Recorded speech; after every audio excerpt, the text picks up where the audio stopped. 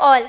Before starting the summit with our very first session, let me remind you to share your valuable opinions and thoughts using hashtag SABERA2024, as there are some goodies bags to be won by the end of the event.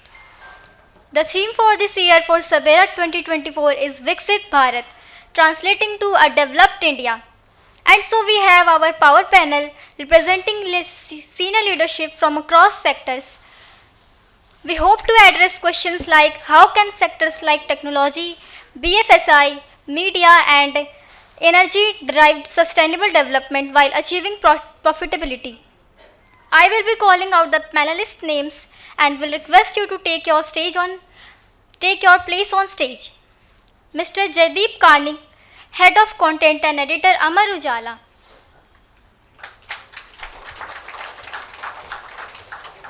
Mr. Jagannath Sahoo, President and COO, SBI Foundation. Mr. Ashish Gupta, DGM, BPCL. Mr. Anirban Mukerji, a specialist in technology for good.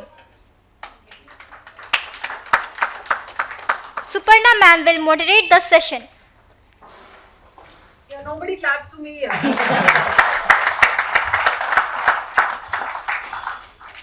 made an entire list. If anybody is sitting on my list, please give it. Otherwise, I have no clue what I'm going to ask all of these people. Looks like I have lost it. Anyways, here goes. We can be spontaneous. Single. So now you'll really know whether she walks the talk or not. Okay. Do we need a microphone or we can go like this only? Do we need a microphone? We need. Yeah. Okay, great.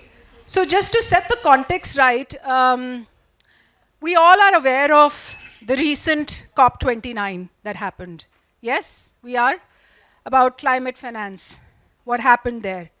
And why, or actually why did India take a stance like they did? India is pegged to be a 5 trillion economy within the next few years. And yet, when we talk about climate finance, which was earlier just about $100 billion of the developed nations' monies coming to the global south, this time they decided that they're going to triple it and make it $300 billion.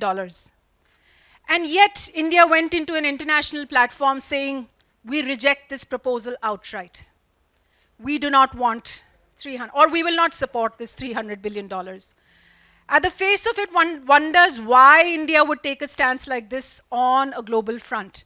And we have here some experts who will probably guide us as to why is it that we are doing what we are doing. And I want to start with representative from Maharatna PSU, Bharat Petroleum Corporation Limited, someone who's been associated with SABERA since the word go. We have Mr. Ashish Gupta representing BPCL. Can you tell us why did we say no? $300 billion is a big deal. Suparnaa, thank you for asking this question. And all the esteemed gathering, those who are sitting here. See, COP is something which Suparnaa has mentioned that we all know about. No, I'll just give you one-liner about it. It is something which has started somewhere in Kyoto with Kyoto Protocol in 1997, when we all thought of that climate is something which is very difficult to maintain, and we must do something about it. And that is how every year this meeting started, and this COP29 now. I think COP26 was one area where now our Prime Minister has gone, but COP29 slightly difficult because India has not supported that much. Now look at it why. No, India is a growing economy, right? We all are growing. And world is looking India as one of the leader for growing economy. Even every country, right from US to UK to even Russia also, all are looking India as a great country which is growing. India was expecting the whatever has been done by the world, the economy, the finance which is required would be of the order of 1.3 trillion, right? Now it is a jump. It is a jump which world has said that you will get 300 billion from 100 billion. From 100 billion to 300 billion, but India was actually looking for $1.3 trillion. I mean, that was the kind of economy or the finances which is required for actually developing world to do something. Correct. And India, another thing what they said is that why we should suffer because of you. See, you are spoiling the world, you are doing something, now you have grown. You have already grown, you have seen the growth and you don't want us to grow now. I think that is a very, very categorically statement which has been given. And look at who represented India. It is not the top leadership. It is something like, no, we have not represented by the top leadership. The representation from India is only Minister of State for Environment and Forest. Right. So that is a slight, if you look at, yes, we represented, we said we have shown our inhibition, but at the same time, because of India, I think this also jacked up from 100 billion to 300 billion, which is, as Suparnaa said, is a good jump. It is not bad, but yes, we are supposed to look for more. I think that is what, Suparnaa, I can tell you about it. Yes, we'll delve a little bit more about this, because as Mr. Gupta mentioned, that the reason, one of the very important reasons why India rejected essentially is that we are a developing economy, right? Nobody can expect that we will not develop. And when we do develop, we need energy security, we need energy. So unless we, kind of walk that, how are we going to be a developed economy? Because right now, when we looked at developed economies, they have the emissions to the tune of what, 4.07 metric tons, something like that. That's what it is. And India right now is much lesser, it's almost half of it. But if we go the way we're going in terms of our GDP, in terms of our growth, within the next 5 to 7 years, we're going to reach the emission levels of what developed economies have. That is, if we accept this $300 billion deal, and then that pressure will come from the international agencies that, hello, हमने तो पैसा दिया था तुमको, आपने कुछ किया ही नहीं है. Now I'll just add up here what Suparnaa is saying is again, see, per capita energy what we are consuming is very low as compared to what the Europe or US is doing. So they don't compare the per capita, they compare the in totality, in absolute values. Maybe in absolute values we are growing, but if we look at the per capita, the kind of energy which a US citizen is consuming today, India is not doing that. We are far, far lower. I mean, we have not even touched. Whereas energy is considered to be one of the growth parameter, right? For any country, for every country, if you look at the growth, how country is growing, or are we becoming developed?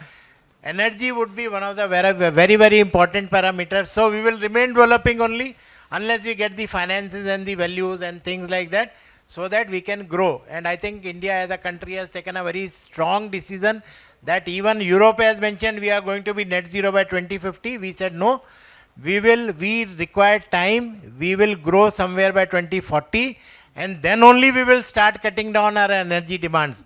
So by 2070 only, we will look into that. Yes. I think that is the take. Yes. These are the slight contradictory things which are happening across, and I think we are taking a very good stand. Very important. Also, another nuance to this is, I think there is another thing that India said. It says, okay, you want to give money to the global south, there cannot be any conditions.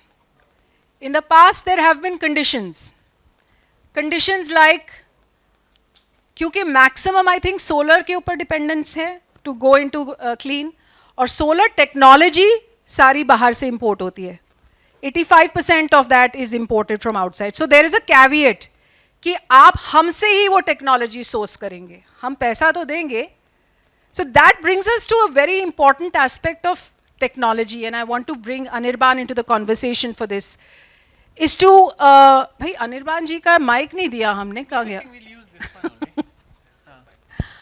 So how, in terms of reality, where do we stand as far as solar technology is concerned, or maybe even green technology is concerned?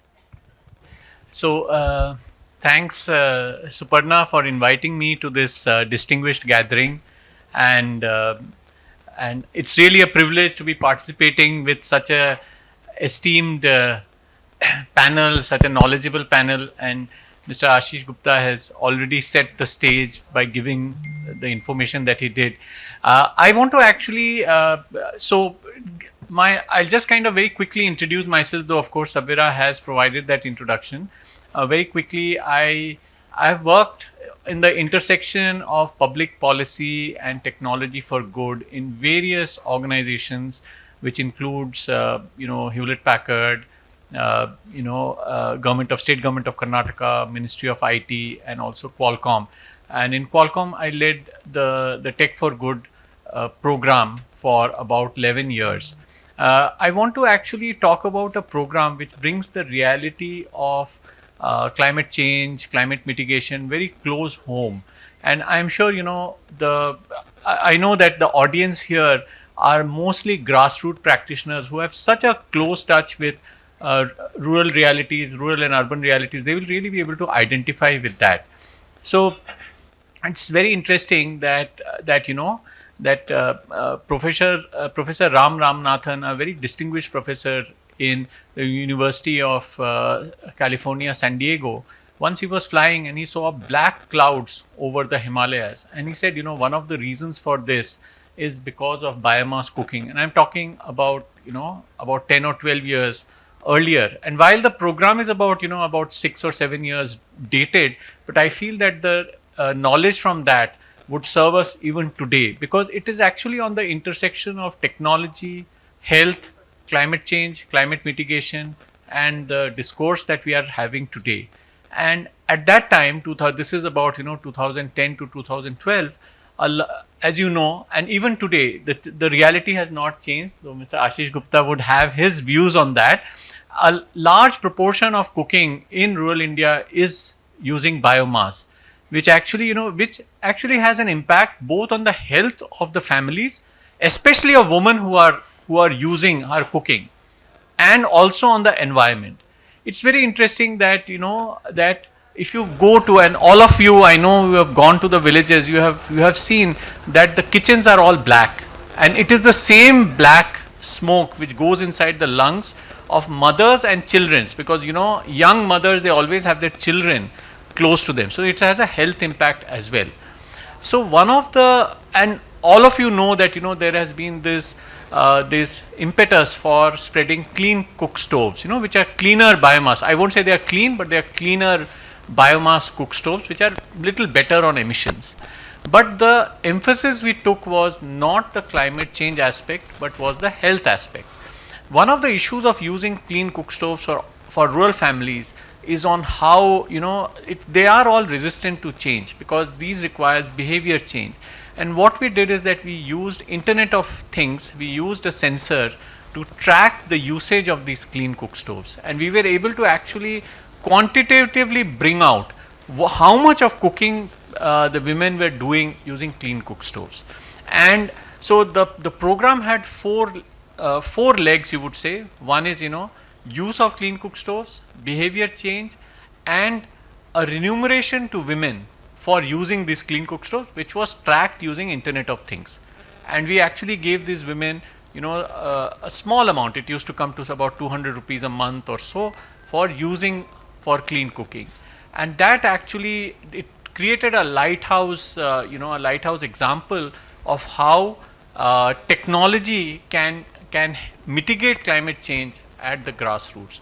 So I do feel that as we kind of talk about the intersection of climate change, the provisions in COP29 and grassroots, we know that there are these examples which are there which can help mitigate climate change. And also climate change has health impact as well. We have to actually realize that while of course, I mean, I know that if India goes towards net zero and promotes clean energy, there will be an impact on the Indian economy as well. But we need to see how do we kind of balance health and economy. And I'll just take 2 more minutes. I just wanted to bring you back on what we had started off Sure. in terms of our readiness for solar technology.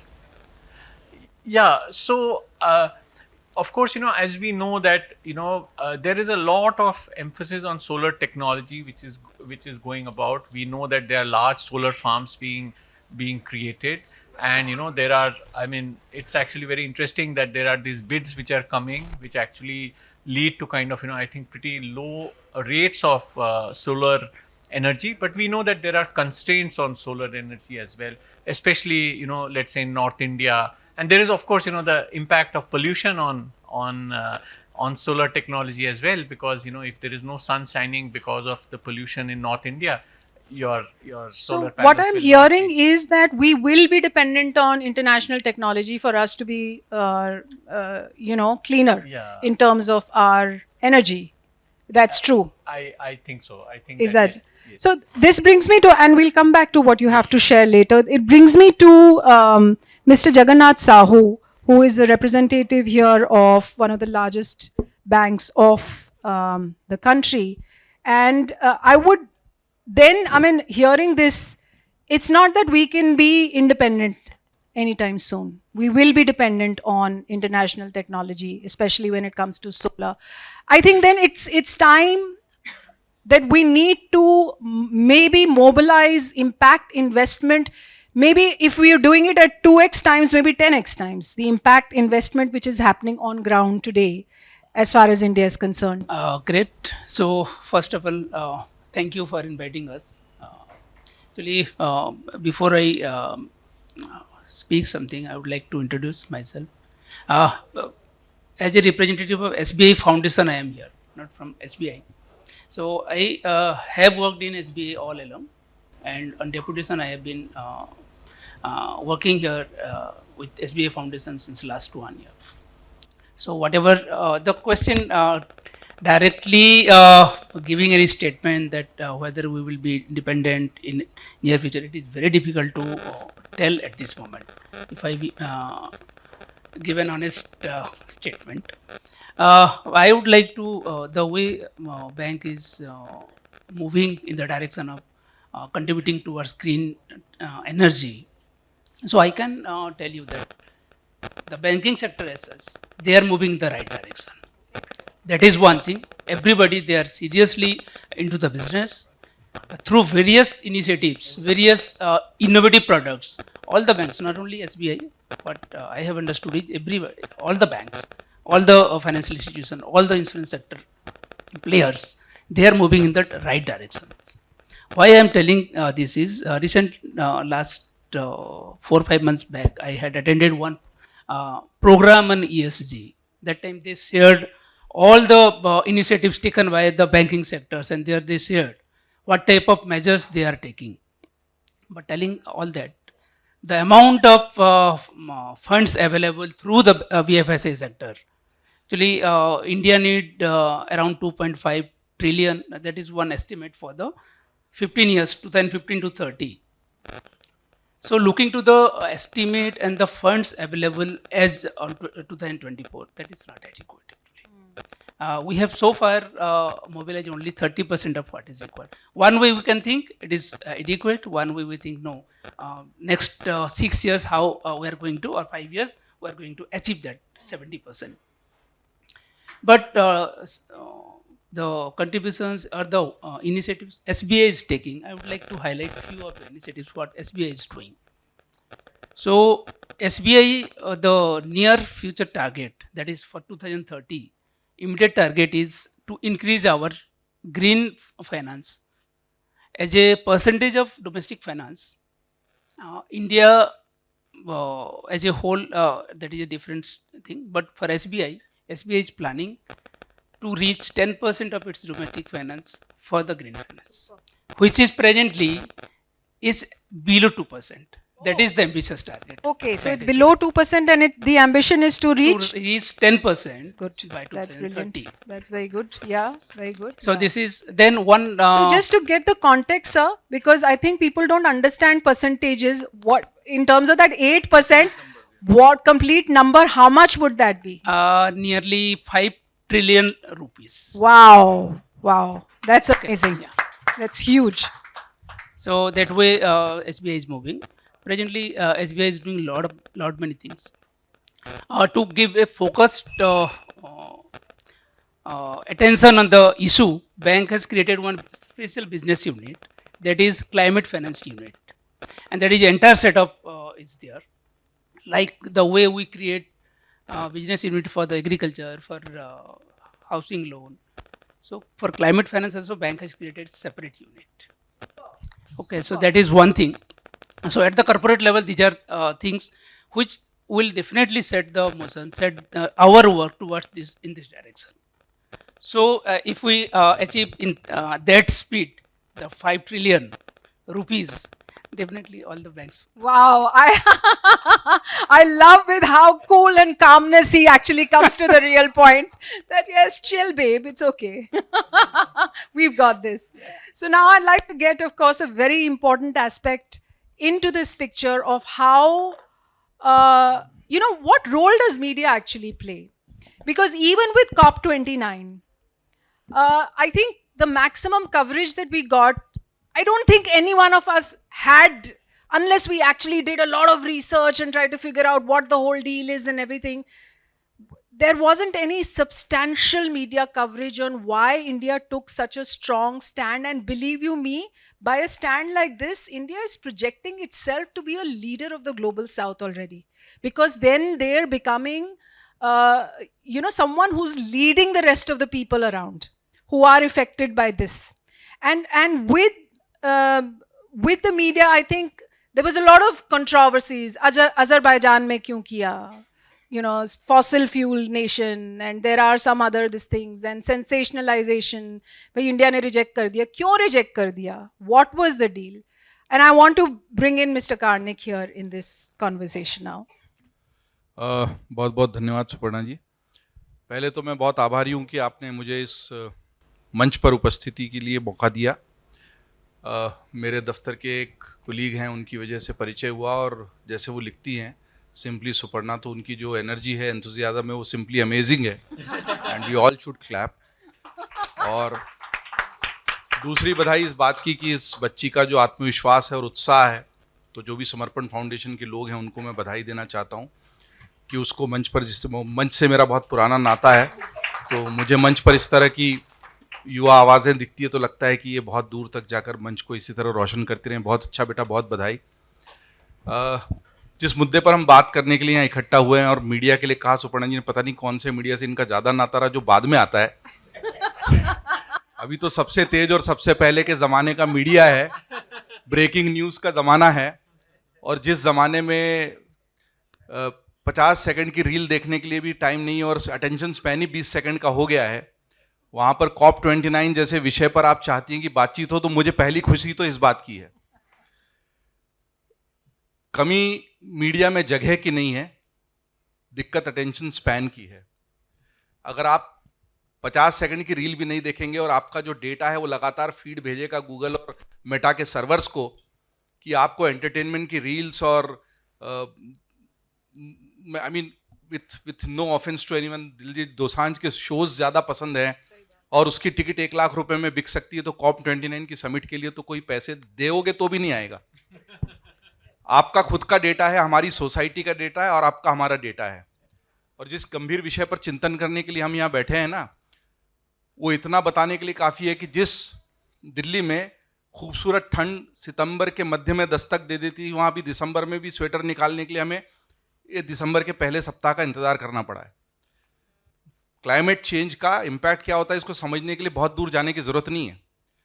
और दुनिया के जो चौधरी हैं ना, बड़े बड़े देश, जो हमको समझाते हैं कि हम इतने पैसे दे देंगे और तुम अपनी ऊर्जा की जो ज़रूरतें हैं उसको कम कर लेना, उनको पहले ये समझना पड़ेगा कि दिल्ली से 40 किलोमीटर के दायरे में भी जाओगे ना, तो अभी 24 घंटे बिजली देना भी बड़ी चुनौती है.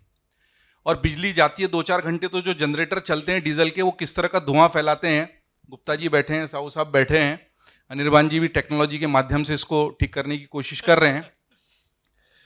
मैं ये ज़रूर जानना चाहता हूँ, मैं जिस मीडिया का प्रतिनिधित्व करता हूँ, अमर उजाला का 75 साल से, 18 अप्रैल 1948 को बना था, और 75 साल से हिंदी के क्षेत्र में वो ज़बरदस्त तरीके से मीडिया में काम कर रहा है, और आधुनिक मीडिया को भी उसने शुरुआत में ही अपनाया है. मुझे उम्मीद है कि सभागार में बैठे हुए लोगों को हिंदी से कोई दिक्कत नहीं है. बहुत अच्छा लगा, क्योंकि आपने कहा कि मास मीडिया में नहीं है, तो मासेस को जो भाषा समझ में आती है वो बोलने से जनसंचार ज़्यादा रोचक हो जाता है. तो मैं 2 बातें कहना चाहता हूँ. एक तो यह है कि जो मुख्य बात निकल के आएगी वो हेडलाइन बनेगी. क्या हमारे पास बियॉन्ड हेडलाइन जाने का धैर्य है? भारत ने विश्व के मंच पर अपने केवल एक राज्य मंत्री को भेजकर पहला संदेश तो ये दिया कि अगर आप केवल अपनी शर्तों पे हमें चलाना चाहोगे तो हम नहीं आते. लेकिन हम इस तरह की पहल का समर्थन करते हैं, क्योंकि इसके बिना दुनिया आगे नहीं जा सकती. हम तो खुद ही वसुधैव कुटुंबकम वाले लोग हैं ना, हम तो खुद वन अर्थ की बात करते हैं। हमने तो शुरुआत से ही इस पूरी धरती को एक समुदाय, एक परिवार माना है। जिन्होंने इस धरती पर नक्शे पर लाइनें खींची है, पहले उनको बुलाओ। जैसे दीवार का डायलॉग है ना, पहले उसको बुलाओ जिसने मेरे हाथ पर चोर लिखा है ना। तो ऐसा है कि सबसे पहले उनको आना चाहिए जिन्होंने शुरुआत में दुनिया के सारे संसाधनों को निचोड़कर हमारी ये स्थिति कर दी कि इस तरह के COP29 जैसे सम्मेलन करने पड़ रहे हैं। हमने अपने पैरों पर जब चलना सीखा, तब आप कह रहे हो कि नहीं नहीं आप नहीं चल सकते, आप बैसाखी से चलो। आपकी बैसाखी से चलने की नौबत इसलिए आई भाई साहब कि उसका सबसे ज्यादा उपभोग आपने किया। ओजोन परत की पहली छेद तो आपके यहां पे हुई। तो ऐसी चीजों को हम हाईलाइट करते हैं, लगातार बताते हैं। अगर आप मीडिया के पर्सपेक्टिव से बताएं, हेडलाइन ये जरूर बनेगी कि COP29 की बैठक में भारत का कड़ा रुख और दुनिया के देशों को दिया कड़ा संदेश। इससे 2-3 बातें जाहिर होती है कि विश्व के मंच पर भारत की ताकत अब ज्यादा बड़ी हो रही है। दुनिया के ऐसे देश जो इस तरह की दादागिरी वाली शर्तों को पहले मानने को मजबूर हो जाते थे, वो देश अब उस तरीके से इन दुनिया के चौधरियों की दादागिरी मानने के लिए मजबूर नहीं है, क्योंकि उनके पास भारत जैसी आवाज है उनका प्रतिनिधित्व करने के लिए, उनका नेतृत्व करने के लिए। अब इसके आगे अगर हम गंभीर मुद्दों पर जाए कि जिस देश में जंगल से लकड़ी बिनकर अपने चूल्हे जलाने की परंपरा रही है, उससे उज्ज्वला करके और ये सब करके हम परिवर्तन ला रहे हैं।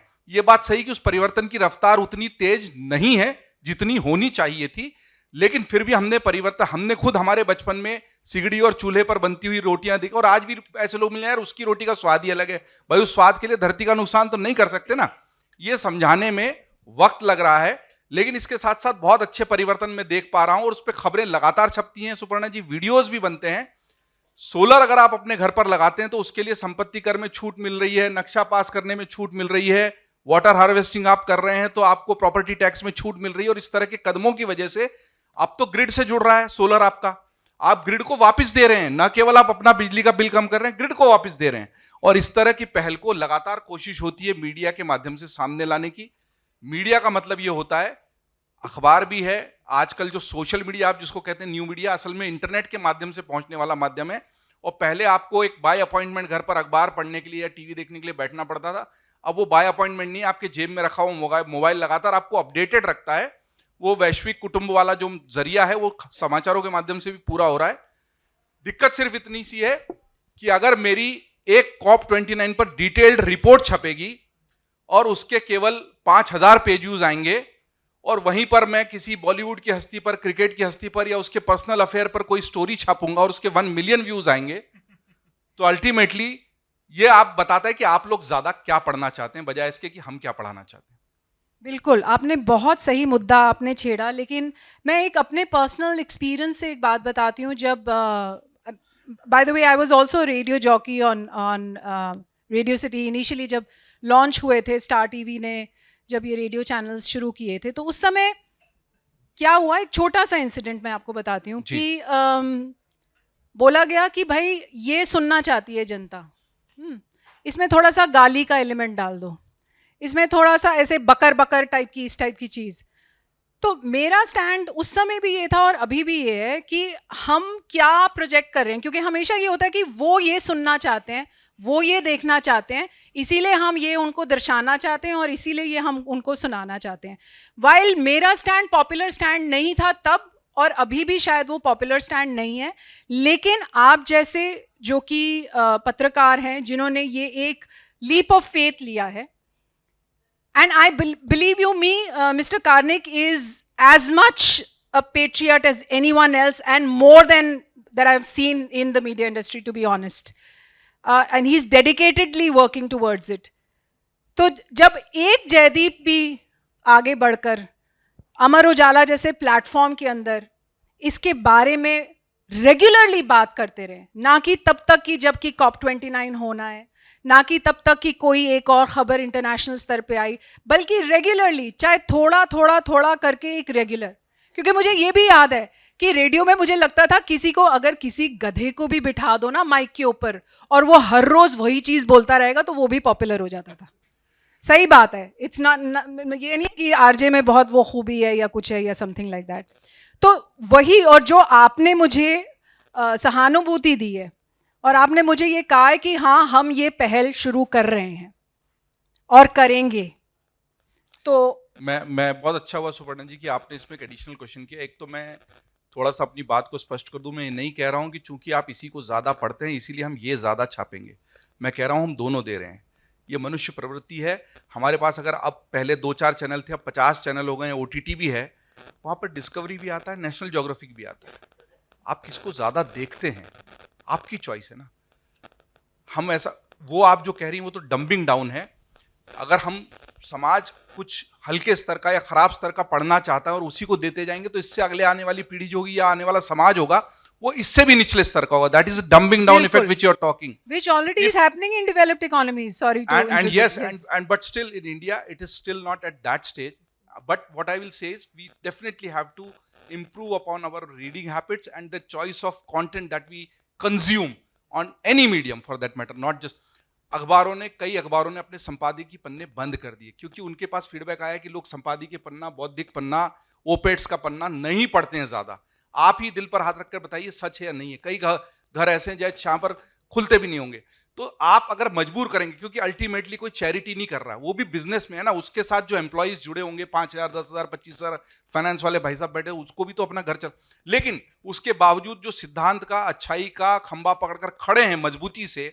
मैं आपको बता सकता हूं ये हम COP29 का वेट नहीं कर रहे हैं। जैसे SBI का अपना फाउंडेशन है, अमर उजाला का भी अपना फाउंडेशन है, अतुल माहेश्वरी छात्रवृत्ति हम जो करते हैं, स्कॉलरशिप देते हैं मैडम, उसके माध्यम से हजारों ऐसे परिवारों के बच्चे जो उन घरों से आते हैं जो स्कूल की फीस भी नहीं भर सकते, अगर उनमें टैलेंट है, मेरिट है, उनकी मेरिट की टेस्ट होती है और उसमें बैठने वाले बच्चों की संख्या जो एक जमाने में 5,000 थी वो 1.5 लाख 2 लाख से ऊपर जा चुकी है। और उसमें जो चयनित बच्चे होते हैं उनकी जिंदगी भर की पढ़ाई का खर्चा अमर उजाला फाउंडेशन उठाता है। Very good, very good. जिस तरह के काम अमर उजाला फाउंडेशन उत्तराखंड के और उत्तर प्रदेश के गांवों में कर रहा है, वो आप अमर उजाला फाउंडेशन की वेबसाइट पर जाकर, और उसका अपना YouTube चैनल भी है, वीडियो चैनल, उस पर जाकर देख सकते हैं। तो जो लोग इंतजार नहीं करते और अपनी पहल और अपने कंट्रीब्यूशन को जारी रखते हैं, वो निश्चित तौर पर समाज को बदलने की शक्ति वही लोग रखते हैं। जो सिर्फ बात करते हैं वो उदाहरण प्रस्तुत नहीं कर पाते। हमने कोशिश की है, हाँ, लेकिन इतना काफी नहीं है। इसलिए इस तरह की परिचर्चाओं की, इस तरह के सबेरा के अवार्ड्स की, अच्छे लोगों को सामने लाने की जरूरत है, जिससे अच्छाई की लकीर बड़ी हो, लोगों के सामने एक प्रेरणा हो, लोगों को पता लगे कि इस तरह का काम करने पर लोग बुलाते हैं, पुरस्कार देते हैं और ताली बजाते हैं। मैं गुप्ता जी से बात कर रहा था चाय पे, मुझे बहुत अच्छा बोले, यार अवार्ड तो 4-5 साल ले लिए, लेकिन ये अच्छा काम है, अवार्ड लेने की इच्छा नहीं, इस काम से जुड़े रहने की इच्छा है। ये आपके कामों की सुपर्णा जी तस्दीक है। इसी तरह से अपने आप, और दूसरा आपने जैसे कहा कि ही इज, मुझे आश्चर्य होता है कि अब पैट्रियट होना भी एक अलग से क्वालिटी है। Correct, it should not be a quality, it is by default, it's hygiene, it's basic. तो इसका मतलब ये भी है कि देश के प्रति सम्मान और देश के प्रति प्यार होना अगर अलग से रेखांकित किया जाने वाला गुण बन चुका है, तो मैं इसको अच्छा नहीं मानूंगा, ये खराब स्थिति है। बिल्कुल आप सही बोल रहे हैं। और मैं एक, जो हमारे गुरु ने हमको शिक्षा दी है और दीक्षा दी है, उसमें ये बोलते हैं कि जिस जमीन पर और जिस माँ और बाप से आप इस धरती पर आते हैं, उनके प्रति आपका ऋण होता है, चाहे उसको आप माने या ना माने, वो अलग बात है, लेकिन आपके प्रति एक ये स्वर्ग से बढ़कर, हमारे यहाँ स्वर्ग की अवधारणा, और हमारे यहाँ कहा गया कि जननी जन्मभूमिश्च स्वर्गात् अपि गरीयसी, स्वर्ग से बढ़कर जिसको कह दिया उसके प्रति प्रेम आपके पास नहीं है, तो आप अपने संस्कारों से बहुत दूर हैं। बिल्कुल। बट एक इम्पॉर्टेंट मुद्दा ये भी है जयदीप जी कि आप वाइल्ड फाउंडेशन के थ्रू अच्छा काम कर रहे हैं, लेकिन आई एम होपिंग दैट कि एक रेगुलर चर्चा आपके मीडिया के माध्यम से come to that, because I want to get mister Gupta into the conversation right now. क्योंकि एक एस्पेक्ट होता है कि हमने एक फाउंडेशन बना दी, बड़ी बड़ी ऑर्गेनाइजेशंस होती हैं, उन्होंने अपना CSR आर्म, क्योंकि एक मैंडेट बन चुका है, और कई ऑर्गेनाइजेशंस ऐसी भी हैं, by the way this is intrinsic to India and individual to our beautiful country, that philanthropy has always been a part of any big industry that has been there. किसी भी बड़े नाम को आप देख लीजिए, कभी कोई CSR की ज़रूरत नहीं पड़ी थी, एक philanthropic जिसको बोलते हैं ना मोड ऑफ कॉन्डक्ट हमेशा रहा है। बट जो बिजनेस में रहते हुए, अपने P&L को संभालते हुए एक कॉन्शियस डिसीजन लें, जो कि एक्चुअल एक कॉन्फ्लिक्ट ऑफ इंटरेस्ट बन जाता है बिजनेस कैपिटलिस्ट पर्सपेक्टिव से, but it serves the larger good, वो कुछ पहल आई थिंक BPCL कर रहा है। और at the face of it वो कह दिया जाता है कि fossil fuel, we also have representatives of HPCL here, कि फॉसिल फ्यूल कंपनी है, रिफाइनरीज हैं, ये तो बिल्कुल these are the black spots, और इन लोगों को तो वो, but it is important, again awareness नहीं है. तो I would want to highlight this कि यूजिंग टेक्नोलॉजी, आई थिंक आपने, and I think you been awarded in the past for that also, कि प्लास्टिक वेस्ट से आपने सड़कें बनाई हैं.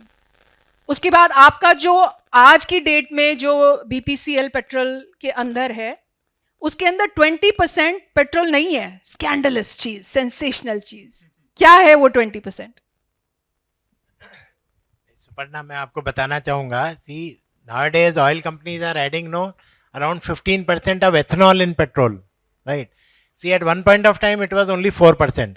Like what Mr. Karnik has mentioned, we are growing. We are taking baby steps and growing further. It is not that we are not doing it. At one point of time, I remember by 2014-15, our percentage of ethanol adding into petrol was only 4%. I mean, that was also tough. But what, as a government, what they have decided is, let's try and make ethanol from different sources. It is not only for farmers, it's also from the food grain which is wasted. It is from the other sources which are possible. And let us add more so that we can add more ethanol into petrol. उससे फ़ायदा क्या होगा, कम से कम हमारा जो fossil fuel जो हम import कर रहे हैं वो कम हो जाएगा. See, India is totally dependent on imports. आज की डेट में हम 80 to 85% इंपोर्ट करते हैं and only 15% we are producing.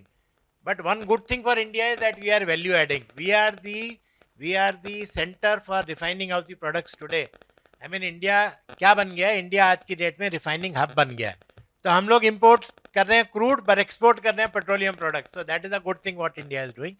And doing that we are also taking care of the community as a whole, जिसमें हम एथेनॉल ऐड करते हैं, जिससे एमिशन कम होता है, बिकॉज ये बायोफ्यूल है. See, what today we are looking at, we are actually trying to reduce the emissions. जब हम क्लाइमेट चेंज की बात करते हैं तो किसकी बात करते हैं? हम कहते हैं कि हमें अपने कार्बन एमिशंस कम करने हैं, क्योंकि उसकी वजह से हमारा ग्लोबल वार्मिंग हो रही है. ठीक है, how that can be done is ultimately we have to reduce the emission. आज की डेट में कार्बन डाइऑक्साइड की परसेंटेज जो वर्ल्ड में बात करते हैं करीब 412 ppm है. ठीक है, we say if it is going to be 500 ppm then the temperature of the world will go beyond 2 degree centigrade और अराउंड 4 डिग्री सेंटीग्रेड. उसकी वजह से क्या क्या होगा वो अभी लोगों ने एस्टिमेट नहीं करा है, बट वी आर सीइंग. हम लोग रोज देखते हैं साइक्लोन आ रहा है, कहीं पे टेम्परेचर चेंज हो रहा है. अभी कार्निक साहब ने बात करी कि जो है ना, यहाँ पे सर्दी नहीं आई है. ठीक है, अभी यहाँ सर्दी नहीं आई है. और सिमिलरली वॉर्स जो चल रही हैं उसकी वजह से England has started saying that coal is also green. Right, it can happen. See, West can always talk something new which is possible for their requirement.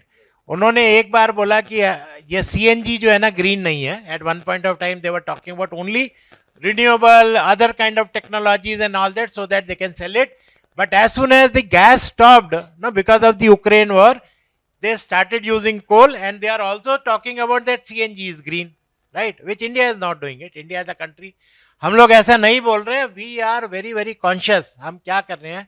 I think India is the one leading country today which is actually following the rules which has been decided across world. We are in line with the targets, जहाँ हम कह रहे हैं कि हमने अपने जो NDC set करे हैं, जो हमारे नेशनली डिटरमिन्ड कॉन्ट्रीब्यूशन. इसका मतलब क्या हुआ? जो हमने ग्लोब में, वर्ल्ड में हमने बोला है भाई मैं 10% काम करूंगा, तो हम 10 नहीं 11 कर रहे हैं. ठीक है, हम 10 नहीं कर रहे, 11 कर रहे हैं. Like what we said is कि हम 500 गीगावाट सोलर लगाएंगे या रिन्यूएबल से हम एनर्जी जनरेट करेंगे. Today we are almost reaching to that extent. We have done almost 200 gigawatt. ठीक है, so India is in line with that path. And if you ask fossil fuel companies like us, I think we are actually working against the conflict of interest. We are selling fossil fuels, but at the same time we are taking so much of initiatives today that we are trying to cut down emissions by any means whichever is possible. हम लोग आज की date में 2 साल पहले EV नहीं था, आज हर पंप पे EV स्टेशन दिखता है. ठीक है, हमारा एथेनॉल की परसेंटेज 4% थी, आज 12%, 15% की बात कर रहे हैं. Tomorrow we are going to talk about 20%. हम LPG पाइपलाइन से सप्लाई कर रहे हैं, CNG सप्लाई कर रहे थे, अभी हम CBG की बात कर रहे हैं. We are going to generate biogas through biomass and then pump it into the pipelines. तो this is what all is known as energy transition.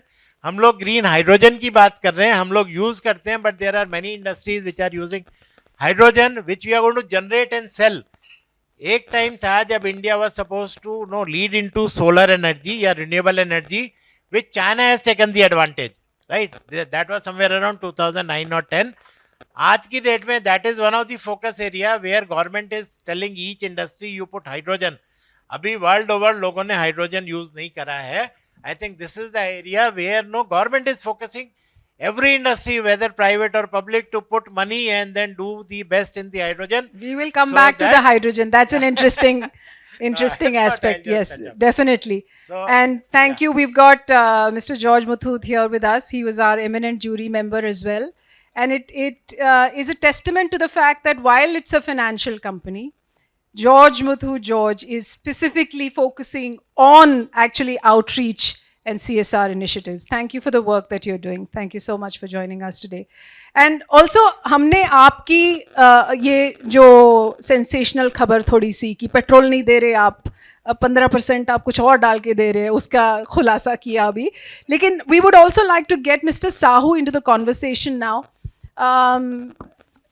Talking about, in the past few years, we've seen as part of the SABERA Awards that you've done some very innovative stuff. Of course, we are banking on that 5 trillion, 10x more jo hona hai in the next few years. 5 trillion rupees is what SBI Foundation has committed as far as green finance is concerned. That is correct, specifically for green finance. But I think there is one initiative which I was reading this time round of the PWDs and absorbing them within the organization. Can you tell us a little bit about that? And we would also want questions from the audience. I know a lot of you are in similar fields.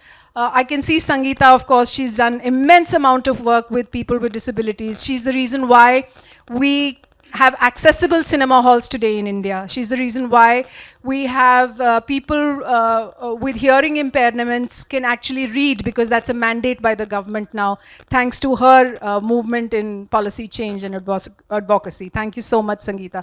Yes, we'll come to you. Okay. So, SBI Foundation, it works across 7 to 8 different verticals. There are various flagship programs and PWD related programs that we call Center of Excellence for PWDs. That is one of our flagship programs. So we started somewhere in 2017-18 with 1 or 2 projects. Then gradually it has grown, and presently we have more than 40 projects. And that is exclusively working for the benefit of employment of the PWDs, plus providing them assistive technology, assistive devices, and facilitating their education at all levels, not only at primary, even persons at the age of maybe 35, 40, they are also taking benefits of these projects. So, yes. So being a public sector company, sir, we know there's a 3% reservation. How many of these beneficiaries actually get absorbed by SBI? One is as employer, SBI is acquiring such PWDs. So that is as per the mandatory whatever through the recruitment policy that is. What we are doing through SBI Foundation, that is we are doing community level programs. So we are mobilizing such type of people. And suppose we partner with one of the NGOs, then they will run the community level mobilization drive. They will mobilize the candidates, those who are interested, and they are categorized into different level. Whether they are employable, then they will provide the skill for the employment. Okay, so that way, and those programs, the employment rate, the placement rate is around 60 to 70%. If you provide a skill to a PWD person, many of the employers, they may not take them. But through our projects, we keep it as a major component for placement category. That is one thing. And you'll be happy to know the amount of minimum salary that we put as stipulation, that is 15 to 20,000 monthly salary should be there. It should not be less than that. Any more question on PWDs? So PWDs for the more of the project, each and every project we do, that is a unique project. Each and every, there are various projects like we run our mobile medical unit that uniformly implemented across the country, similar model. But for the PWDs, we make the tailor-made projects based on the requirement, based on the needs, based on the type of project design done by the implementing partners. We are supporting such type of projects. Yeah, I think you've touched upon a very important aspect of, and what the reason why we have such a diverse panel here is representation from a cross-sectoral kind of, so to speak, so that there can be also integrations and collaborations. And I think you've used technology very well when it comes to, you know, involving PWDs and with this accessibility movement that you have started. Right, technology, see, each and every project, one is sustainability part. We take care of this thing that each and every project, the sustainability factor is there. And second one is the use of technology. It has to be innovative project. It has to have a component of use of technology in any of the project, whether it is related to environment, whether it is related to education, whether it is related to PWD related. But PWD, the latest technology, suppose we are running a program for the hearing impaired persons. So we are the best technology available that we are hiring, and only because our all the programs are through various specialized outfits, the NGOs. So we select the NGOs very carefully, and we see that whatever projects they are running, they are using the latest technology for the projects. And we'll come to that because I'm sure there'll be a lot of people here wanting to know how is it that you identify those Surely. non-profits and outreach partners. Surely. But we will come to that. And I want to bring Anirban into the conversation right now. Tell us a little bit about, say for example, we already have the intent. We're doing the right thing. You know, Mr. Gupta has highlighted that. We are mobilizing our resources. We have the media who's right behind in terms of advocacy and trying to create a policy change. But can you state some examples as far as maybe green technology or otherwise internationally that has worked well and that we can focus on and adapt? Yeah, thanks, Suparnaa. And so I would like to actually talk broadly about the intersection between, I would say, social action, public policy, and technology. All connected. I mean, Suparnaa actually created this wonderful forum on talking about, I would say, the COP29, the impact of, the impact on environment and how do we go towards net zero. So I want to talk about a very innovative program which has been going around the globe, which actually, on the intersection of all these three. So we actually worked with an international non-profit called the Global Fishing Watch on tracking, I would say, illegal and unregulated fishing all around the globe. So the Global Fishing Watch, it's a really interesting organization, and I do hope all of you kind of Google it and find out.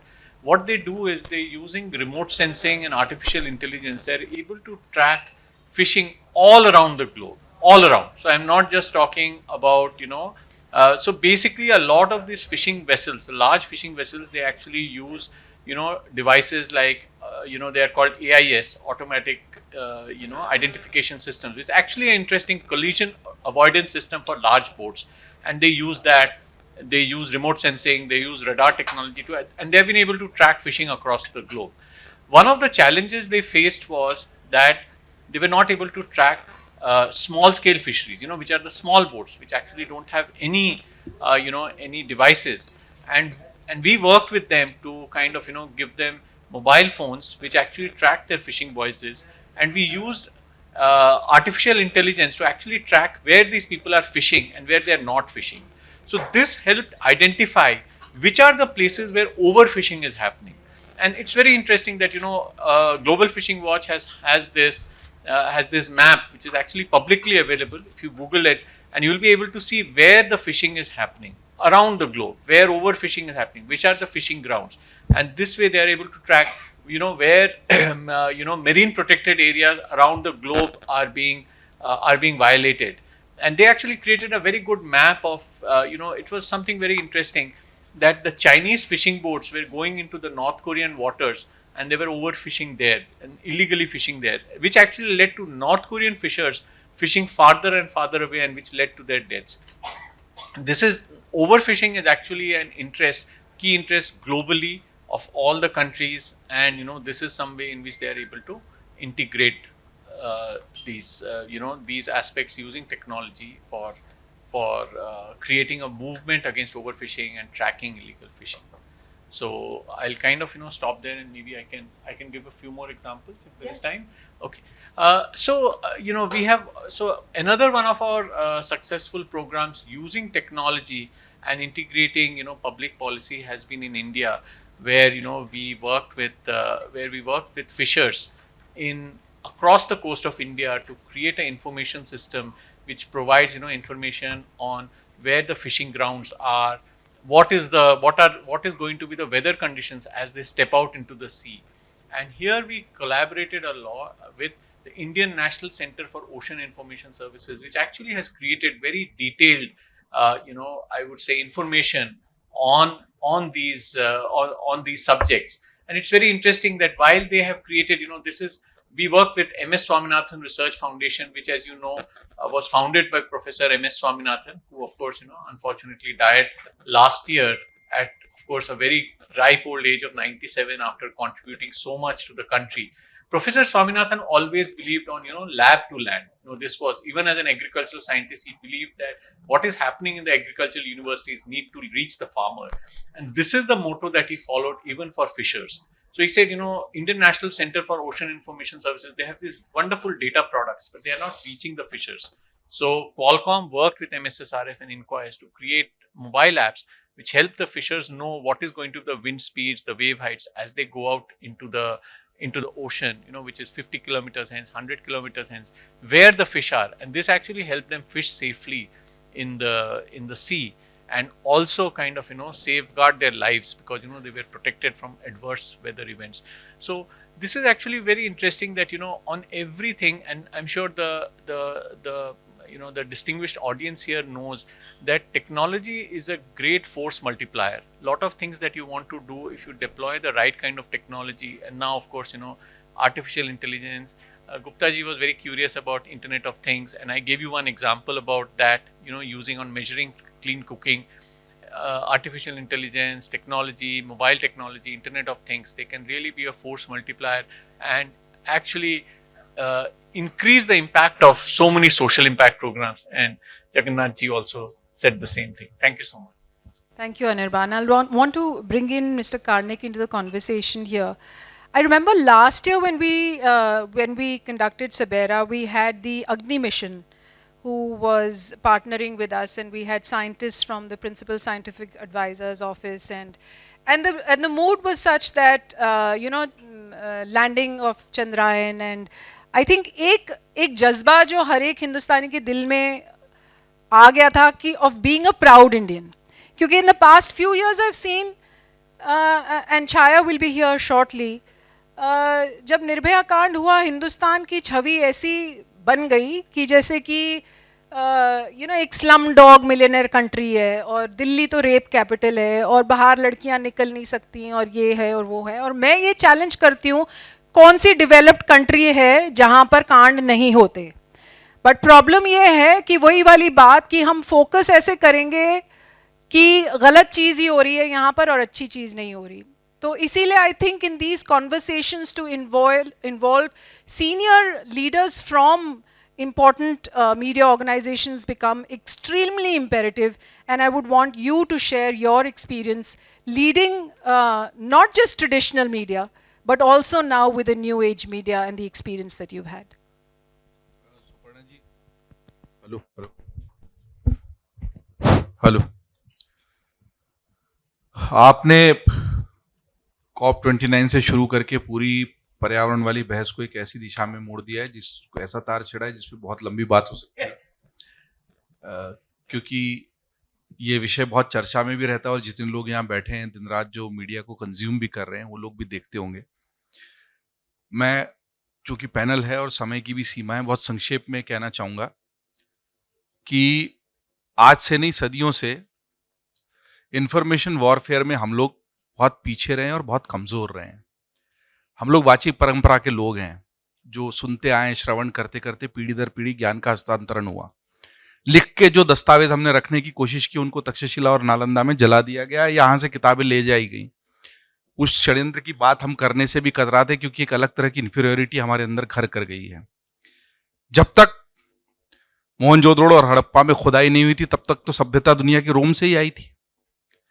जब तक in hard facts को, इन तथ्यों को हम उतनी ही नंगी सच्चाई के साथ देखने की ताकत नहीं एक्वायर कर लेते, तब तक हम चंद्रयान के मंगलगान के साथ साथ जमीन पर होने वाली सच्चाइयों और कोयले की राख से और लकड़ी से होने वाले धुएं के कालेपन के बीच की जो रेखा है उसको आपस में जोड़ नहीं पाएंगे। आपने बिल्कुल ठीक कहा, दुनिया का कोई देश नहीं है जहां पर इस तरह की हत्या की, बलात्कार की घटनाएं नहीं होती हैं। वो अमेरिका जहां पर हर घर में बंदूक है और बंदूक के लाइसेंस को बंद करना मतलब गन लॉबी को नाराज करना, पब्लिक ट्रांसपोर्ट को एम्पावर करना मतलब ऑटो लॉबी को नाराज करना, 30 रुपए की दवाई को 3000 रुपए में बेचने वालों को नाराज करना मतलब फार्मा लॉबी को नाराज करना। वो अमेरिका हमको ये सब अक्ल नहीं सिखा सकता कि दिल्ली में क्या हो रहा है और कलकत्ता में क्या हो रहा है। हमारे अंदर कमजोरियां हैं, कमियां हैं। उन सब कमियों से जूझते हुए भी हम अगर चंद्रयान पर सॉफ्ट लैंडिंग साउथ पोल पर करवा सकते हैं तो उससे लगने वाली मिर्ची का हमारे पास कोई इलाज नहीं है। लेकिन दिक्कत यह है कि जब मीडिया में इसी तरह की बातें आती हैं तो उसको स्वीकार करके भारत की उस बढ़ती हुई ताकत के पॉजिटिव एस्पेक्ट को ज्यादा अच्छे से हाईलाइट करना, ये एक नैरेटिव बिल्डिंग, और नैरेटिव शब्द आजकल बहुत ज्यादा ही पॉपुलर हो गया है। हमें उस नैरेटिव बिल्डिंग पर और ज्यादा फोकस करना पड़ेगा। हम अपनी किसी भी सच्चाई से आंख नहीं मोड़ रहे हैं। अगर निर्भया कांड हुआ तो पूरा देश सड़कों पर आया। कलकत्ता में एक लेडी डॉक्टर के साथ अगर कोई घृणित कार्य हुआ तो डॉक्टर भी सड़कों पर आए, देश भी खड़ा रहा, क्योंकि हर घर में बेटी है, बच्ची है, माँ बहन। और हम जानते हैं कि हमारे समाज में ये विद्रूप, ये विरोधाभास, ये विडंबना, ये आयरनी है और हम उसको खराब मानते हैं ना। हम एज ए सोसाइटी उसको अच्छा नहीं मानते। अमेरिका में भी एज ए सिविक सोसाइटी अगर उनके राष्ट्रपति के साथ भी इस तरह का कुछ हुआ तो महाभियोग चलाने की बात हुई है ना, क्या हुआ है। तो एक पूरा मनुष्य समाज इन कमजोरियों से, कमियों से लड़ रहा है। लेकिन उसमें आप अगर भारत को आइसोलेट करेंगे, आज भी हमको केवल सांप सपेरों और टोने टोटकों का देश बताने की कोशिश करेंगे तो वो हमको स्वीकार नहीं है। आज हम जब चंद्रयान पर सॉफ्ट लैंडिंग करते हैं चंद्रयान की, तो उसी के साथ साथ सोलर मिशन भी हमारा चला जाता है और उसी के साथ साथ मंगल को और एक्सप्लोर करने की हमारी कोशिशें भी तेज हो जाती हैं। टेक्नोलॉजी में हम आगे हैं, हमारे जो सॉफ्ट पावर है उससे सब जानते हैं किस तरीके से हमारे ही यहाँ से निकले हुए IIT और IIM के जो ब्रेन्स हैं वो एम्पावर कर रहे हैं दुनिया की सारी ब्रेन को। कैसे वो, और ये अब केवल एक स्लोगन नहीं रह गया कि कैसे नासा में या बड़ी IT कंपनियों में या बड़ी बैंकों में भारत की जो ब्रेन पावर है, ह्यूमन पावर है, उसी से दुनिया संचालित। बस केवल हमको यहाँ बैठकर समझने की जरूरत है कि उसकी ताकत क्या है, उसकी अहमियत क्या है। और कोई केवल अगर हमें अपनी कमियां गिनाकर नीचा दिखाने की कोशिश करे तो उन षड्यंत्रों का और उस नैरेटिव बिल्डिंग का हम शिकार नहीं हो। क्योंकि उस तरह की एक कार्टून जो सबसे ज्यादा ये हमारा जो चंद्रयान जो लोकप्रिय हुआ था कि कोई सुपर पावर्स दुनिया की जिन्होंने स्पेस सैटेलाइट्स भेजे हैं, वो पीछे गाय लेके कोई आदमी खड़ा है, तो अब वो आदमी गाय लेके नहीं चंद्रयान लेके भी खड़ा है। उस सो कॉल्ड विकसित देशों के मुंह पर एक इससे बड़ा तमाचा नहीं हो सकता। और वही देश, चूंकि आपने शुरुआत में COP29 से ओपन किया, वही देश जब हमको अकल सिखाने की कोशिश करते हैं कि भाई दुनिया में बड़ी दिक्कत हो गई है एनर्जी कंजम्पशन की वजह से, तुम अपनी एनर्जी कंजम्पशन कम कर लो। भाई तुमने तो पहले सारी एनर्जी कंज्यूम कर ली, अब हमें अकल सिखा रहे हो कि हमें अपनी एनर्जी कैसे कंज्यूम करनी है। ये ज्ञान हमें न दो। हम विश्वगुरु थे और विश्वगुरु रहेंगे। हाँ वही है ना, वही है कि कभी वो कह देंगे कि डायबिटीज के लेवल्स कैसे होने चाहिए, फैट किस चीज से बढ़ता है, किस चीज से नहीं बढ़ता है, पिज्जा और बर्गर खाएंगे फिर हमारे को मोटापे पे अकल सिखाएं। देखो मैं ये नहीं कह रहा वो लोग सब खराब है, उनके यहाँ बहुत सारी अच्छी चीजें भी हैं, हमें उन अच्छाइयों से सीखना है। बीच का एक लंबा दौर आया जब अपने खुद के ज्ञान और परंपरा से दूर चले गए हैं। उस दौर में हमको शायद अपने देश की शक्ति का सही अंदाजा नहीं हो पाया। उस शक्ति का एहसास करना मतलब, वो तो अब हनुमान जी को भी अपनी शक्ति का एहसास नहीं था ना, उनको एक जामवन चाहिए था जो बता पाए कि हनुमान जी कर क्या सकते हैं। तो ऐसे ही हम अपनी शक्ति के साथ और सामर्थ्य के साथ आगे बढ़ेंगे। आपने बहुत अच्छी बात की, इसमें मीडिया बहुत बड़ी भूमिका निभा सकता है, खासतौर पर तब जब आपने कहा डिजिटल मीडिया का ज़माना है, हर हाथ में फ़ोन है, हर कोई व्हाट्सएप यूनिवर्सिटी से दीक्षित होकर बाहर निकल रहा है और वहाँ की डिग्रियाँ कितनी फर्जी हैं सबको पता है।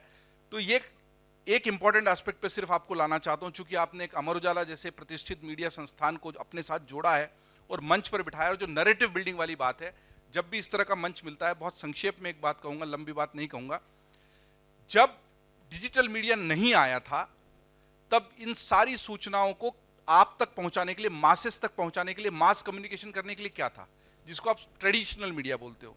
अखबार थे, टेलीविजन चैनल थे, आप रेडियो जॉकी रही हैं, लेकिन आज भी प्राइवेट एफएम चैनल को न्यूज़ ब्रॉडकास्ट करने के राइट्स नहीं है गवर्नमेंट, तो वो आकाशवाणी से ही आपको, विविध भारती से ही समाचार आज भी सुनने पड़ते हैं। लेकिन या अखबार के दफ्तर में आपको अपनी प्रेस विज्ञप्ति लेकर या अपना विज्ञापन लेकर खड़ा होना, अगर कमर्शियल है तो विज्ञापन है, और अगर न्यूज़ है तो आपको। उसके बाद जब इंटरनेट मीडिया है ना, इसने एक फिनोमिनल चेंज ये किया है कि आज आपको मासेस से कम्युनिकेट करने के लिए किसी ट्रेडिशनल मीडिया का रूट लेने की जरूरत नहीं है। तो जो लोग एजेंडा बिल्डिंग में लगे थे, खराब नैरेटिव की सेटिंग में लगे थे, उनको एक ऐसा टूल मिल गया है जिससे वो अपने खराब एजेंडा को भी, अपने विश को भी समाज में फैला सकते हैं। उन्होंने फैलाने की कोशिश की, लेकिन कुछ समय बाद उनको समझ में आया कि यार आज भी लोग मीडिया पर भरोसा करते हैं, हमारी सारी बात को नहीं मानते हैं, चाहे हम गलत एजेंडा डालें। तो उन्होंने एक और नैरेटिव बिल्डिंग की कि सारा मीडिया खराब है, सारा मीडिया बिका हुआ है, मीडिया आपको गलत बताता है। प्लीज़, मीडिया में खराबी हो सकती है, जैसा आपने शुरू में कहा, आप भी मीडिया का हिस्सा रही हैं, हो सकती है, समाज के किस विभाग में, किस अंग में नहीं है। जैसे हम अपनी दूसरी कमियों से जूझ रहे हैं ना, काले ईंधन वाली, धुएं वाली, परेशानी वाली, महिलाओं पर होने वाले अत्याचार वाली, वैसे ही मीडिया भी अपनी कमियों से जूझ रहा है। लेकिन उसके बावजूद on larger scale media tries to do a lot of good. Please adhere to that, please try to consume that, and don't go for a false narrative building. That's what I would like to request. And before we actually come to you, Mr. Sahoo, I would also like to open the forum. Of course, we'll end with Mr. Sahoo and what is it that he looks for when he's identifying, potential outreach partners. I see a lot of passionate people here. I can see Malini at the back. I'm sure she would be itching to ask some questions. But I would also like to hear from George, sir. Request you to please tell us a little bit about, because before you walked in, I had just made a statement that philanthropy has always been an intrinsic part of India. Maybe CSR mandates were required when they came in to take every and any organization into their, the gamut of things. But when it comes to all, and you are almost an 800-year-old organization, how is it that someone like you did not want to go into pure business and then focus only on outreach and CSR? First of all, good evening, everybody. I think it's quite interesting that when you talked about the 800-year family history, so when we have this little coffee table book, which goes back, and I'm the 19th generation. So to take Sir's inputs, when you look back at the history of Indian culture, look back, and today it's ironic that we have to mandate CSR. This is the only country that mandates CSR to give 2%. When if I look back at the history of my own family history, and in the central Travancore region of Kerala, the amount of contributions that have been given into society by families without being mandated or asked to do so, it was culturally within us, inherent within us, to give back to society. So today, when the government says you need to put 2%, I say why not 4%, why not 10%? The point is, it's not about mandating it, but I think we need to come in alignment with what are we trying to preserve within society. I think some more alignment is required. It's not just saying CSR is required. I think there's a lot of cultural battles that we are having in this country today. There are a lot of other societal inequalities that we have to deal with today. I think all of this, if we can actually bring it in alignment, then CSR can be spent more efficiently in the right direction, is what I feel, whether it's from green energy towards social inequalities.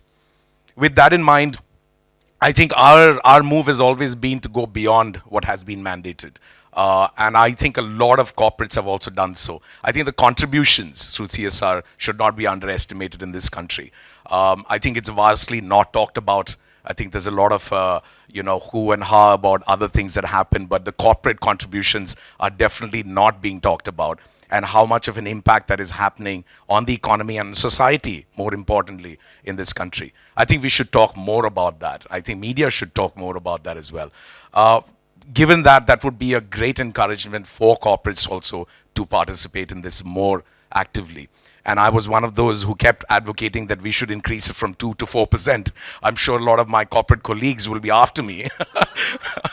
But I think no matter how much we contribute, we must remember that whatever we have gained from a business enterprise, we've gained from this same community. There has been a lot of contribution. We cannot work in isolation. We have to give back. And give back has been part of the family policy as well. No matter what we do, what we say, it is always inherently within us to give. I think that is a culture that it cannot be incorporated. It comes from generation to generation to generation. It is what we prize as a legacy, not the wealth that we build, but the values that we build. That is most important for us. And if we continue that, somebody says, how do you continue a family business legacy into the next 100, 200 years? I'd say, how do we continue the values? That is more important. The money will come, money will go. But if you have compromised your values, then you have nothing left as a human being, as a society as such. So given that, I think all the wonderful gentlemen on stage have already talked enough about all the values that we should incorporate. And I think we should just continue with that. That's the most important one. Thank you. So much. Thank you so much. I'll open the floor to the audience. Yes. Yes, of course, we will. We're keeping the best for the last. So if there are any questions, yes. I'd request you to please share briefly your name, the company that you represent, and the question that you're directing towards who on the panel. Thank you. My name is Madhukar. I represent Vedic region. Sir, आपने जो Congratulations, by the way. I think the jury was very impressed with the work that you sent across. Whether you won or not, we'll figure out. But that's a very unique, what they do is, I'll briefly, if you allow me to, all the ponds and lakes and rivers, etc., that are completely neglected, they have created a small technology wherein if you add that, it over a period of time becomes a vibrant ecosystem, right? Not only does the water come alive, but also the entire ecosystem of birds and fish and all of that comes. So yeah, and he's a very, very small, entrepreneur, a social entrepreneur, but he's created the kind of technology that he is actually now patented also, isn't it? We've applied for the patent, yet to be granted. Yes. Now the question to who?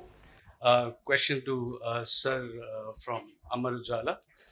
आपने जैसे बताया कि हनुमान जी को भी जामवंत की जरूरत थी. I guess media can play that role of Jamwant because you have touched upon a very interesting fact that हम कभी विश्वगुरु थे, right? When I was working in the IT sector, I was working for various multinationals. And the only point जो ma'am ने कहा निर्भया कांड हुआ था, तो when we used to beat other countries representative on technology, this was the below the belt hitting that they used to do, that it is not, India is not safe for women. वहाँ पे जब हम ये कहते थे कि we have been one of the brightest brain across the globe, तो एक सवाल उठता था कि पिछले 1000 सालों में आपने क्या इन्वेंट किया है, which is invented by Indians in India, right? अब अगर हम बोलें कि जिंक हमारा पेटेंट था या डमास्कस स्टील हमारा पेटेंट था, वो 1000 साल पहले की बात है.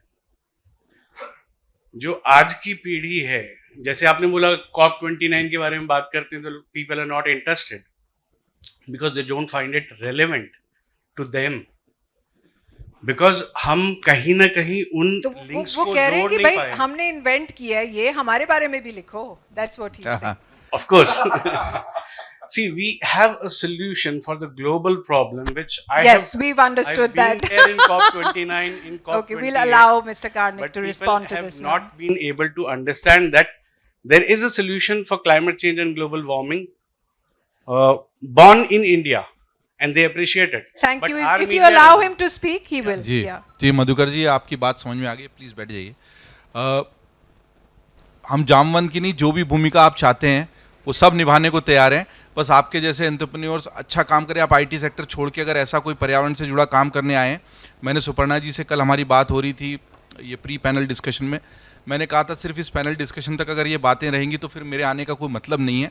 हम चाहेंगे कि जितने लोगों को आप अवार्ड दे रही हैं उनका काम ज़्यादा आगे तक जाए, वही हम कर सकते हैं। आपको मंच मिले, लोग मिले जो आपकी बात को समझें। हो सकता है आपके अच्छे काम को देखकर उससे और अच्छे लोग जुड़ना चाहें, ऐसी आवाज़ें एम्पलीफाई होंगी। जो मैं वही कह रहा था, नेगेटिव वॉइस तो बहुत जल्दी ट्रैवल करती है। निर्भया कांड की आप इतनी चर्चा करेंगे और आपके जो भी वैदिक, क्या नाम है आपकी पूरी, वैदिक सृजन ने जो काम किया है वो ज़्यादा ट्रैवल नहीं करता। तो उसके लिए मैं वही कह रहा हूँ ना कि हमको उसको एम्पलीफाई करना पड़ेगा, उसमें हमारा जो योगदान है वो हम देने को तैयार हैं। Thank you. Any questions? Please raise your hand. Malini, you want to ask? Yes. Malini does some amazing work when it comes. She calls herself a trash warrior, by the way, from in Bangalore. Garbage sisterhood, yes. Garbage sister, okay. Yes. And what she does essentially is that basically zero waste living is what she promotes. And they have been very instrumental in changing mindsets, behavioral mindsets, as far as adoption of sustainable menstrual products is concerned. And that is something that I really appreciate, and I've learned from her also. Yes, Malini. Thank you, Suparnaa, for such kind words. And I love the panel and the diversity of the views that it brought. The oil companies, they have to be part of the conversation. So it's not that oil companies have to be kept out. They are part of the problem, they have to be part of the solution. We've talked about being Vishwaguru. I think in the COP, what I find problematic of India's approach is that we're saying that the West should look at there and they're being hypocritical. They can be. But we are all suffering a problem. In Delhi, we don't have an air that we can breathe. Forget them.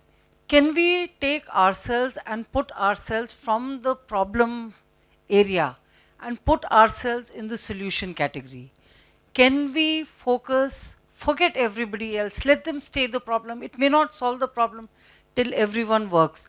But can we be an example, a Vishwaguru or whatever, and really do the right things? Who are you addressing this to, Malini? So I've had 3 gentlemen who've talked about COP, and including you. You've said the COP, the India stand is that the West is hypocritical. Forget the West. Can we look at it and say, what can we do? Yeah, so I think maybe we were not probably, effective enough in communicating. It's not about the West being hypocritical. There are multiple nuances to this in terms of West building a narrative. And I don't know if you were there when we were discussing the fact that there are always caveats in whenever they are putting out money, as maybe right now $300 billion jo unhone allocate kare hain. The nuances in the past have also been that you take technology from us. So while we give you money, you will have to take that technology from us. And the fact that is this sufficient enough for us to reach a kind of a green energy level in the next few years? No, it isn't. So it's not it's stating stark reality and the ground reality, and that's how we have this panel wherein we're saying that yes, are we domestically have we mobilized resources? Here we have only one bank saying that yes, so that means there are multiple other stakeholders as well. But as SBI, there's 5 trillion already in green energy that has been mobilized already. And you were saying, Mr. Gupta? Madam, what you said is right. No, there are issues which are happening around, but I would only like to give you certain aspects which is being taken by the companies as well as the government. See, let's say today you find there is a Grab 4 in Delhi, right? We all know about it, that this is implemented. There are certain people, those who would have find it good. There are certain those who would have find it bad, right? Let's say construction is happening in your house and you don't know Now what to do because you can't do the construction. I'm just giving you one example. There are many across those who may be sitting, finding out this is not happening for him.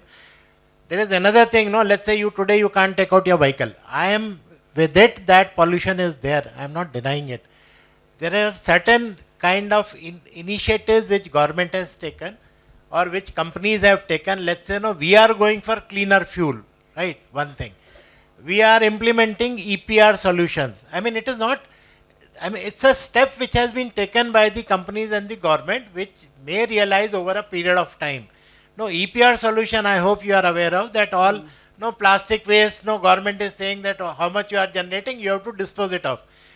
This got implemented only 3-4 years back and it is going to go more. And if it happens, no, I am sure the city like Indore will be in the whole India. I mean, at one point of time, it will happen like that. Yes. Similarly, now I'll give you one more example. I'll give you one more.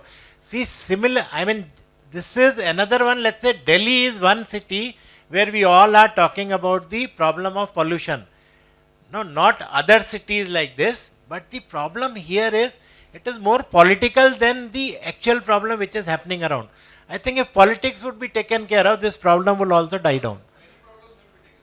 No, I mean, I'm just telling you, see, it is the amount of work which every government or every household, today PM is talking about life. No, life is one system which he has mentioned that everybody has to adopt a new kind of life which is going to save you 20% of emissions. No, I mean, it is the adoption. India as a country and generally log, जैसे हम लोग हैं पुराने, हम लोगों तो बचपन से ऐसी आदत है कि पुरानी चीज इस्तेमाल कर रहे हैं, मतलब ऐसा नहीं है नया आज ही खरीदना है. It is today's generation and we are following that. I mean, India as a country, we follow sustainability right from our grassroots, right? And that's where the narrative is gone. We are adopting the Western narrative of GDP and buy more, sell more. And that's how we will become a Viksit Bharat. One more is that Reuse more. Parali we are talking about. See, there is a 2G plant which IOC has put up in Panipat.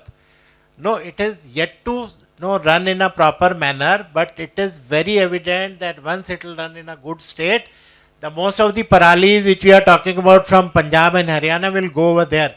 It will be burnt, it will be converted into ethanol. I mean, that is what the actual thing which is going to happen. No, I mean, again, it will take time for stabilization. Thank you. Mr. Gupta, while we're at it. Thank you. Thank you so much, Malini. I think we also have another energy sector representative here. Maybe you can touch upon the hydrogen, I think the next level of technology which we missed out. And this can be our last words then probably. What is happening with the hydrogen fuel? We all keep talking about this particular technology and you say in our conversation earlier that we've cracked it, yes, but still we don't have access to it. Exactly. See, hydrogen is, as Suparnaa has mentioned, hydrogen is today one technology which everybody is looking for as an alternate fuel because we want to cut down on the fossil fuel, right? Now, hydrogen is one which we were using it right from our college or school days. No, we had an experiment where we used to generate hydrogen and then we used to use it. It is not a new fuel. Today, people are using it in every industry, almost many industries. It has got a great use. But the problem is how it is getting generated. Today, we are generating it through fossil fuel only, but tomorrow we are looking that it should get generated through green hydrogen, through green energy. I mean, whatever we are going to use it through green energy will be green hydrogen. अभी problem क्या है इसे generate करने में? See जो fossil fuel से when we are generating hydrogen it will cost you only 100 rupees और 50 और 20 रुपीज और 50 rupees.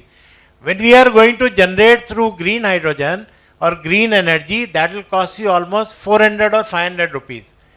Now, anybody, let's say if I am using my vehicle, I may not be interested to pay 500 rupees per kg of hydrogen. What today I am going to pay 100 rupees for a liter of petrol, right? So, that is the basic issue, that the commercial viability is not coming in. Otherwise, fuel is there. Now, how it is getting generated? There is a system called electrolyzer, right? There are different types of electrolyzers. We in India today are not making it. West is focusing on that to make it. And today the technology is not around anywhere. I mean, not much in advanced stage. Therefore, I think government is projecting that India should take a lead. in developing of electrolyzers so that no, we can become the leader. And not only that, for cutting down the emissions, we should supply hydrogen. We should supply hydrogen in different methods, and this could be the future fuel. I think that is Thank what you. today. Yes, yes. You've had your chance. I think we'll probably wrap this panel up now. I've subscribed to the AI Mission newsletter, by the way, and I keep getting mails wherein they're saying promotion of the private industry is actually adopting IT in terms of sustainability. So tell us a little bit about that. So thank you. 1 minute, just. So the government of India has approved the India AI mission with an outlay of something like 10,000 crores. This is over 5 years, and there are 7 pillars in this, and there are pillars like establishment of data centers for and other. But the most interesting pillar is application development, and this is to actually get the private industry to develop applications using AI, and these applications would be used by various government departments also. And the government has actually run a challenge on this, and while the first challenge has ended, but there are other challenges which are about to come for the private industry, for startups to create applications that can be used widely. And we have seen, and there has been a great response to these challenges. The government themselves have said about 900 applications are received under the first AI innovation challenge, and I'm sure the government is doing their best to kind of select the best ones, give them an award. It's promised an award about 1 crore for the best 5 applications, and they would also help them for a national rollout. Wow. So the government will support them. So these are some of the. Thank you so much, Anirban. And knowing you, will someone kind of bear advantage to that? We have some startups here. Yeah, you're saying, yeah, if you know me, I'll ensure. I'm not saying not me. It's basically the government will keep releasing these challenges, and you should be applying for these challenges. Thank you so much. We're very grateful. IPS Chaya Sharma has joined us here, and of course, we're looking forward to our session with her. There was a lot of conversation about the Nirbhaya Kand, and this is the lady who cracked it, who, it's amazing. I get goosebumps every time I talk about it, and I'm so proud of her, and I'm so proud that India has produced a daughter like her. Thank you. Yes, one last question. I can see Surendra raising his hands. Yes, he's also an editor in agrotech space, and he would like to ask a question. Hi, good evening. My question is to Anirban. Sir, we have been pitching AI as a solution to sustainability and technologies like blockchain, etc. But there's another aspect to it, like these data centers which are going to come up. How much heat they generate and how much energy we will be consuming to cool those machines down. We already talk about cryptocurrency and also those huge machines, blockchain, they are generating so much of heat, and we have those ACs around them which are consuming energy so much. So are we talking about solutions to them as well? So this is a very interesting question, and I actually wanted to touch upon it during my remarks. It's very interesting that actually energy consumption due to AI is increasing manifold. It's very interesting that Microsoft's revenue from 2000, I think I did some study, 2021 to 20, 22 to 21, and 23 to 22. They grew at 18%, 18%, and 7%. But the electricity consumption went up by 30%, in all these 3 years.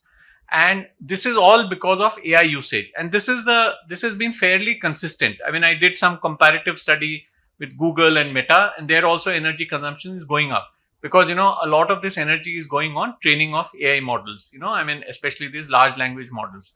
It's very interesting. So there are two aspects to it. One is that you need energy to create large language models, which, I know this is a little technical, please bear with me. There's something called training. And then there is something of using these AI models, which is called inferencing. So there is energy which is both in training and inference. Now the thing is that energy in inference can actually come down if, let us say, you use, there are things called, small language models, where, you actually use appropriate, subject appropriate models that will actually reduce the energy. But what these large companies are doing, they are also actually leveraging cleaner energy. So it's very interesting. Microsoft is actually trying to, have partnerships with nuclear power plants so that, their power comes from nuclear energy. They are actually using a lot of renewable energy, wind farms and all that. And, so all these people actually, as you know, that, as an editor, that they also have, net zero commitments, and they're trying to implement it by going towards renewable energy. And I do feel that over years, AI is going to be more and more, power efficient. This is something which all these companies are trying to do, make power efficient large language models so that, the energy consumption comes down both in training and inference. So thank you so much for this question. I think it's quite relevant. Thank you. Thank you. And Rohit, I hope that answers your question also. AI Mission is the place where you need to put in. I know you had a question that startups should be in the ambit of CSR spends also. We'll wrap up with, of course, last words from Mr. Sahoo. What is it that you look at when you're identifying outreach partners, especially from SABERA awardees? Yes, that will showcase our work also. That is an opportunity for us as a CSR company. Basically, in the CSR, many of the people know about SBI Foundation and its processes. So basically, people look at SBI Foundation as a bit stringent to enter, to initiate the collaboration. And that is for some reasons. Obviously, we look for the quality part on the part of the implementing agency. So few things generally we check while accepting any proposal. One thing is sure, from our end we ensure that everything is done in a transparent manner. Whenever we are rejecting any proposal, any request, then we make sure the person gets the information why you are rejecting the proposal. What we look while selecting is primarily we look at the goal should match. What is our goal? Goal setting has been done. It is on our website. One can check. So if we receive any proposal that is in alignment with our goal, then we definitely love to extend our support. Then one thing we always take care that, and for which SBI is known for, the organization should be very transparent in its operational as well as financial reportings, the bookkeeping.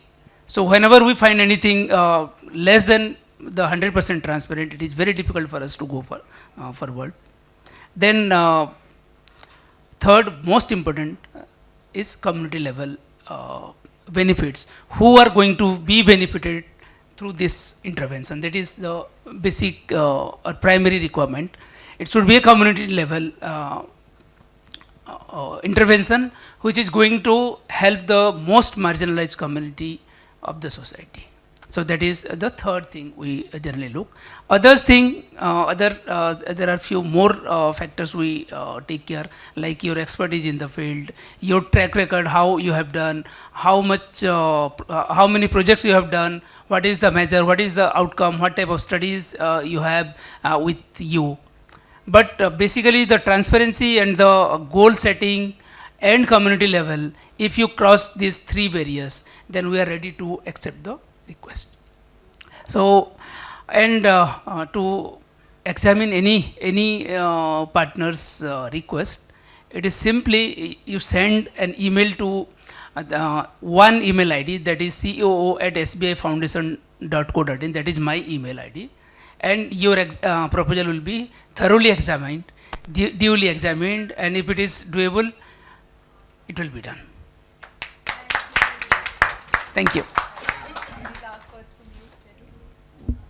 I think I've already spoken much. I think for your foundation also you should look out for some good work tonight. So we certainly, I mean, we have defined activities that we do, but if somebody approaches with the right project in hand, not only foundation, Amar Ujjala as a media house will also definitely extend everything that we can do and support, and at least we can amplify the noise so that people can be connected with each other who want to support each other. But I will definitely, second the thought what Malini was trying to say, and I can understand where she is coming from. Forget West, we have to focus on our problems. The only part is, then forget West should also, stop lecturing us and sermoning us. They should not, act like a big daddy or big brother. We are all equals. You have already done the harm, and I 100% agree कि अगर उन्होंने अपने हाथ जला लिए हैं तो हमको फिर से जला के देखने की जरूरत नहीं है कि इस आग से हाथ जलते हैं, सभी के जलेंगे. उन्होंने पहले जला लिए तो हम बच सकते हैं. हम नहीं चाहेंगे कि वैसी मूर्खता हम भी करते चले जाएं. We have enough in our hands, and especially sitting in Delhi, where it's become a gas chamber like. But anyway, it was a very good conversation. Thank you once again for having me here. Thank you so much, and my pleasure for such an erudite panel to be here.